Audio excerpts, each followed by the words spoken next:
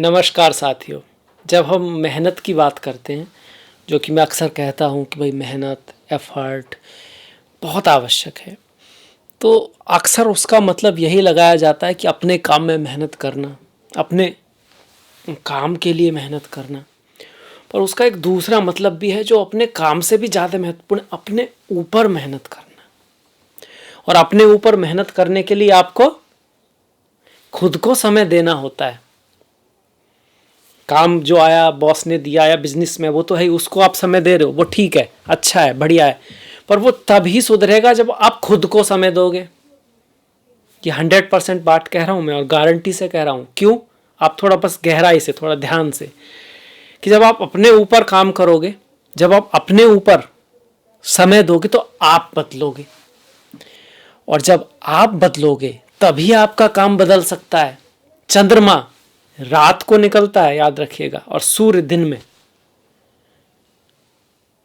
अगर आपको चांद बनना है, रात में निकलना है तो चांद बनना पड़ेगा। अगर दिन में निकलना है तो सूर्य बनना पड़ेगा। ये कहने का अर्थ यही है कि अगर आपको कुछ अलग करना है, कुछ बड़ा करना है, जो भी है, तो उसके लिए आपको भी बदलना पड़ेगा, अर्थात अपने को समय देना पड़ेगा। मैं हूं आपके साथ डॉक्टर दिलीप, और तुला राशि वालों के लिए दिसंबर का, इस साल का आखिरी महीना कैसा रहेगा, ग्रह नक्षत्र क्या करें, उसको लेकर हाजिर हूं। चाहे वो आपका करियर है ना, घर परिवार है, प्रेम है, शादी विवाह है, धन है, स्वास्थ्य है, सबके ऊपर बातें करेंगे। सबसे पहले देख लेते हैं कौन सा ग्रह कहाँ बैठा है। तो आप देख सकते हैं कि द्वितीय भाव में वृश्चिक राशि में बुध, तृतीय भाव में धनु राशि में सूर्य, चतुर्थ भाव में मकर राशि में शुक्र, पंचम भाव में शनि बैठे हुए। शनि अब मार्गी हो गए। वहीं जो राहु है वो आपके छठे भाव में, केतु आपके 12वें भाव में। राहु केतु हमेशा आमने सामने रहते हैं। गुरु को आप देखेंगे तो गुरु अष्टम में, और गुरु के ठीक सामने बुध है। ये एक योग बन रहा है। दसम भाव में मंगल है और उनके ठीक सामने शुक्र बैठे हुए। ये भी एक योग बना हुआ है जो बहुत महत्वपूर्ण बनाता है इस महीने को। और केतु तो आप जानते ही हैं, आपके 12वें भाव में है। अब जब वो बात कर रहे हैं, गोचर की बात कर रहे हैं, संहिता की बात कर रहे हैं, जो ज्योतिष है उसकी कई ब्रांचेज जैसे हो रहा है। इसमें हम जातक की, एक व्यक्ति की बात करते हैं, है ना। एक सिद्धांत है जिसमें मैथमेटिकल पोर्शन है। एक है संहिता जिसमें हम बाढ़ आएगी, सूखा पड़ेगा, बहुत सारे लोगों का, एक सिटी का, एक देश का, उसका विचार करते। तो गोचर उसी में से आता है। ये आपकी कुंडली नहीं है, ये तुला राशि वाले सारे व्यक्तियों की कुंडली है। एक आपकी जन्म कुंडली है। अर्थ समझिएगा, अंतर है उसमें। यही कारण होता है जो हम कहते हैं वो होता, किसी के लिए होता है, किसी के लिए नहीं होता है। कई बार बहुत अलग चीजें होती हैं, पर हाँ एक मोटा मोटा आइडिया होता है, क्योंकि गोचर है। अब जाते हैं रिजल्ट के ऊपर। देखिए, जो बड़ा बदलाव आ रहा है उसमें हम शुक्र और मंगल को ले सकते हैं। ये एक विशेष बात यहाँ पे हो रही है। शुक्र मंगल क्या बना रहे हैं? क्या कोई राजयोग बना रहे हैं? तो शुक्र को आप देखोगे वो तो आपके लग्न के स्वामी है, आपकी राशि के स्वामी है ना, एक अच्छे ग्रह हो गए। वहीं मंगल की अगर आप बात करोगे तो वो भी एक केंद्र के स्वामी है, पर साथ में धन के भी स्वामी है। तो ये लक्ष्मी योग बना रहे हैं। कौन सा योग बना रहे हैं? लक्ष्मी योग। लक्ष्मी का अर्थ होता है धन, पैसा। कहाँ से आ सकता है ये पैसा? जिस ग्रह के स्वामी हैं, जो घरों के कारक तो हैं, वही इस चीज़ को दे सकते हैं। मतलब पत्नी के थ्रू, फीमेल के थ्रू, माता के थ्रू, बहन के थ्रू, ये सब चीज़ों का कहीं ना कहीं धन से संबंध बन रहा है आपका। तो इनके थ्रू आपको पैसा आ सकता है। घर जमीन से संबंधित कोई चीज़, वाहन से संबंधित, क्योंकि शुक्र जो है ना लग्जीरियस चीज़ें हैं, और उनमें से एक वाहन आता है, एसी वाहन, ये सारी चीज़ें होती हैं, कंफर्ट की चीज़ें होती हैं। चाहे वो सर्दी में हीटर हो या फिर गर्मियों में एसी हो, वो चीज़ें आपके लाइफ में आ सकती हैं। ये महीना इस चीज़ को दिखा रहा है, क्योंकि शुक्र जो है किस में है? लक्ष्मी योग में है। शुक्र जो है अष्टमेश भी है और लग्नेश। लग्नेश या राशि का जो स्वामी होता है वो खुद होता है। तो आप अपने प्रताप से, मेहनत से, एफर्ट से, हार्ड वर्क से, आप अपने बिजनेस से, आप लोगों से मिलके, दोस्तों से, फ्रेंड्स से, आपकी जो पति पत्नी है उनके थ्रू, पार्टनर्स के थ्रू किसी बड़े काम को अंजाम दे सकते हैं। अगर आप बिजनेस कर रहे हैं तो बिजनेस के लिए बहुत बढ़िया है, क्योंकि सप्तमेश जो है 1 2 3 4 अपने से चौथे भाव में गया है, और उस पर फिर लग्नेश की दृष्टि पड़ रही है। लग्नेश और सप्तमेश में संबंध बढ़ता है, तो बिजनेस के लिए, व्यापार के लिए और संबंधों के लिए भी अच्छा है, मतलब प्रेम के लिए भी अच्छा है। पर मंगल नीच का है।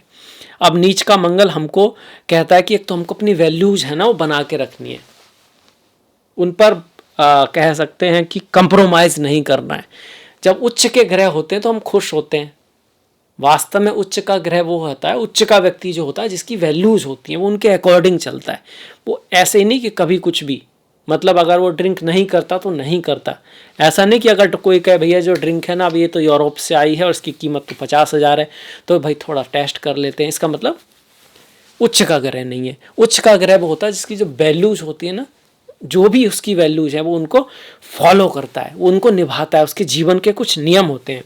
तो मंगल नीच का होकर दसम भाव में क्या दिखा रहा है कि आप अपने करियर में, अपने ऑफिस में, अपने जो काम है वहाँ पर कुछ ऐसी सिचुएशन बन सकती है जहाँ आपको आपकी वैल्यू से ऊपर नीचे जाना पड़ सकता है, उसकी चांसेस बन रहे हैं आपके गोचर में, तो वो आपको ध्यान रखना है। सोहबत का विशेष ध्यान रखना है। ऐसे लोगों से मुलाकात हो सकती है जो शायद आपको सही रास्ते की तरफ ना ले जाने की उनकी इंटेंशन हो, मंशा हो। बाहर से वो कैसा कह रहे हैं वो एक अलग बात है। इस चीज़ को नीच का मंगल आपका दिखा रहा है, पर अल्टीमेटली सेकंड लॉ द्वितीय भाव का स्वामी दसम में आ रहा है, सप्तम का स्वामी दसम में आ रहा है, तो आपके व्यापार से, आपके पार्टनर से, आपके लोगों के मिलने की वजह से आपके करियर में कुछ ना कुछ बढ़िया रहेगा। और आपकी भाषा बड़ा इंपॉर्टेंट रोल अदा करेगी, आपका परिवार बड़ा इंपॉर्टेंट रोल करेगा आपके कार्य में, जॉब में। आपका स्पाउस, पार्टनर या परिवार आपको कुछ जॉब में सलाह वाला भी दे सकते हैं, बिजनेस में सलाह वगैरह भी दे सकते हैं, इस तरह से करो, इस तरह से ना करो। उस सलाह को आपको सुन के, समझ के, अगर सही है तो मान सकते हैं, आप ये कह सकते हैं हम। मंगल नीच के हैं तो हनुमान जी की पूजा इस महीने ऑफकोर्स रिकमेंडेबल है, दिसंबर में। और जनवरी में भी मंगल काफ़ी हद तक नीच के रहेंगे, और आप कह सकते हो 7 दिसंबर से मंगल वक्री भी हो रहे हैं। तो गुस्से का ध्यान रखना है, गुस्से का ध्यान रखना है, क्रोध का ध्यान रखना है, खास करके रिश्तों में, प्यार में, प्रेमी प्रेमिकाओं के बीच, पति पत्नी के बीच, पार्टनर्स के साथ जल्दबाजी में, गुस्से में, अधैर्यता में कोई निर्णय नहीं लेने। इसके बाद ये तो मंगल का हो गया और शुक्र का हो गया। मंगल की चौथी दृष्टि लग्न पर है तो वो लड़ाई झगड़े से बच के रहना, थोड़ा एग्रेसिवनेस रह सकती है। पढ़ाई लिखाई के मामले में, एजुकेशन के मामले में, एक तो पंचम भाव में शनि, ऊपर से मंगल की दृष्टि वहाँ पर है, पर शनि वहाँ पर बैठे हुए हैं, ये अच्छी बात है। पंचमेश पंचम में है, पर चंद्रमा से पंचम भाव में शनि बहुत बढ़िया तो नहीं कह सकते, फिर भी अल्टीमेटली आप ये कहोगे प्यार है, एजुकेशन है, पढ़ाई लिखाई है, स्टॉक मार्केट है, यहाँ पर आपको एफर्ट की आवश्यकता होगी। जल्दबाजी में बिल्कुल डिसीजन नहीं लेना है, मेहनत करनी पड़ेगी, तब जाके कोई रिजल्ट आएगा, है ना। ये इस चीज़ को दिखाता है। पंचम में बैठे हुए शनि आपको मैच्योरिटी की तरफ ले जाना चाहते हैं। ये कहना चाहते हैं कि भाई दूरदृष्टि रखो, छोटी मोटी बातों में मत उलझो, छोटी मोटी बातों पे रिएक्ट मत करो, अपना जो लक्ष्य है बड़ा रखो, गोल जो है बड़ा रखो, आप छोटी मोटी चीज़ों में मत उलझो, दूर की दृष्टि रखो जीवन में।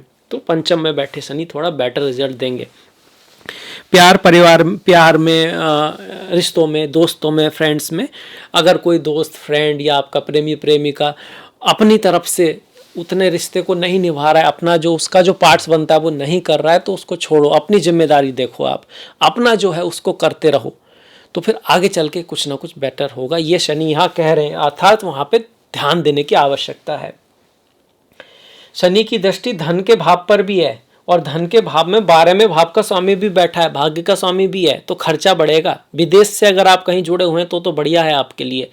भाग्य में कुछ उतार चढ़ाव रहेंगे, और उससे आपको आपका कम्युनिकेशन निकाल सकता है, उससे आपको आपका कोई गुरु, आपका कोई बड़ा, कोई सीनियर जिसको उस चीज़ की नॉलेज है वो निकाल सकता है, क्योंकि 9th भाव का जो स्वामी है, भाग्य का जो स्वामी है, वो सेकंड में जा रहा है, आपके द्वितीय भाव में जाके बैठा हुआ है, और द्वितीय भाव का स्वामी दसम में आ गया आपके। तो द्वितीय भाव का स्वामी जब दसम में आता है तो आपकी वाणी का बड़ा महत्वपूर्ण रोल होने वाला है। आप किस तरह से अपने बॉस से, या अगर आप जॉब ढूंढ रहे हैं तो किस तरह से बातें करेंगे, क्या बात करेंगे वो तो ठीक ही है, किस तरह से करेंगे ये भी बड़ा महत्वपूर्ण। उच्चारण आपका कैसा होगा, भाषा आपको बहुत बढ़िया रखने की कोशिश करनी है, तो कुछ अच्छा हो सकता है लाइफ में। भाषा बड़ी इंपॉर्टेंट हो रही है करियर के लिए, बिजनेस के लिए, व्यापार के लिए, काम के लिए। इसके बाद शनि को देख लिया हमने, बुध की हमने बात कर ली, अब थोड़ा सा गुरु की बात कर लेते हैं। देखिए गुरु अष्टम में है, गुरु जो है अष्टम में है, तो शिक्षा के मामले में ध्यान रखना है।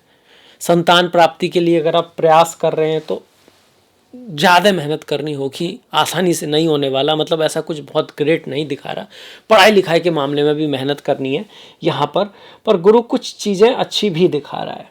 क्या कि कोई कंपटीशन वगैरह में अगर बहुत मेहनत करें तो वो निकल सकता है। किसी से आपकी शत्रुता चल रही है तो वो शत्रु जो है आपसे दूर हो सकता है, या उसका नुकसान हो सकता है, कुछ ना कुछ ऐसा रोग ऋण शत्रु के मामले में आपको विजय हासिल होगी, क्योंकि ये विपरीत राजयोग है।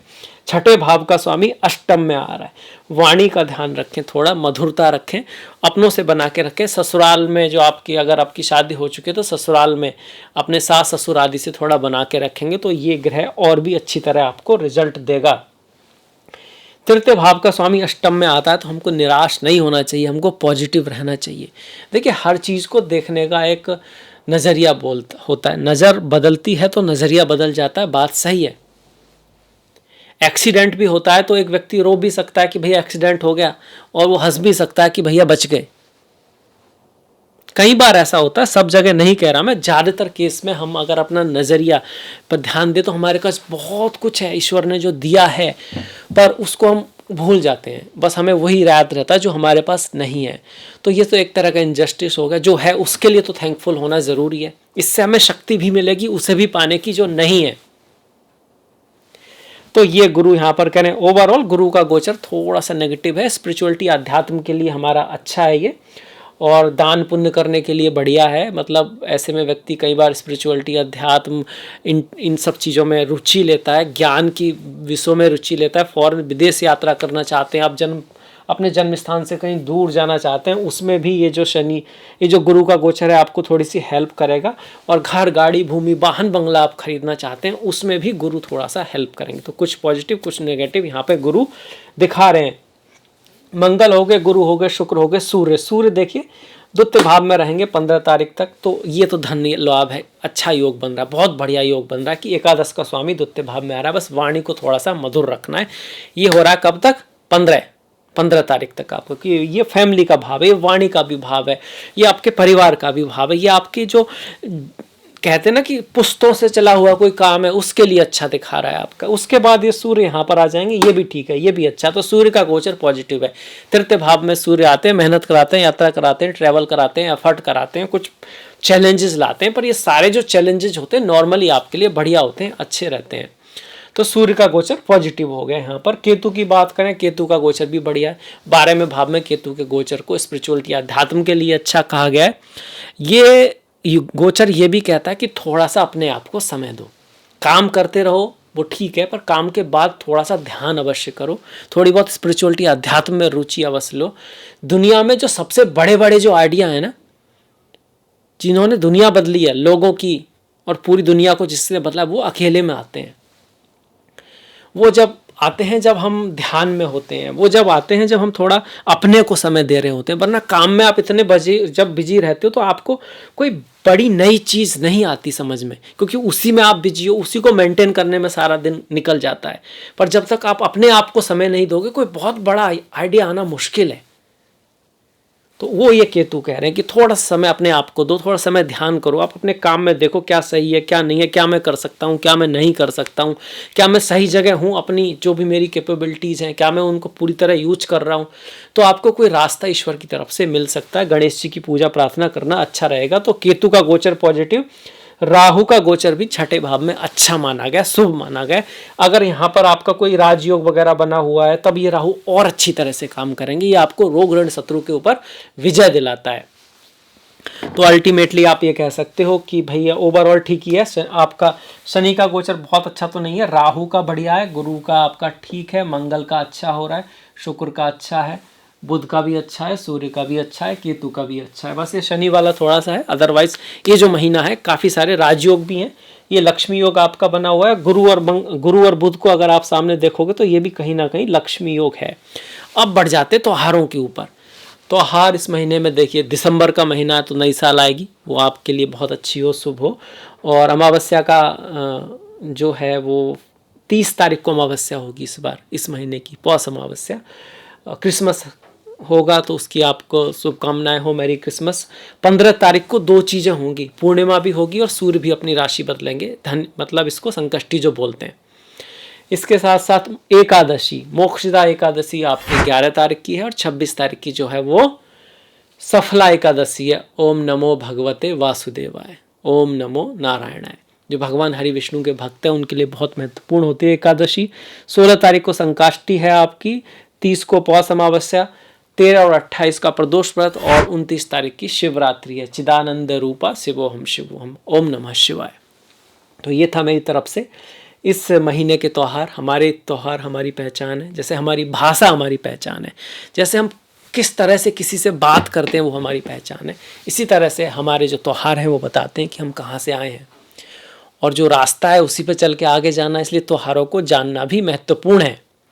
खैर, मैं हूँ आपके साथ डॉक्टर दिलीप और अब मैं आपसे विदा लेता हूँ। आपने वीडियो देखा इसके लिए आपका धन्यवाद। नमस्कार।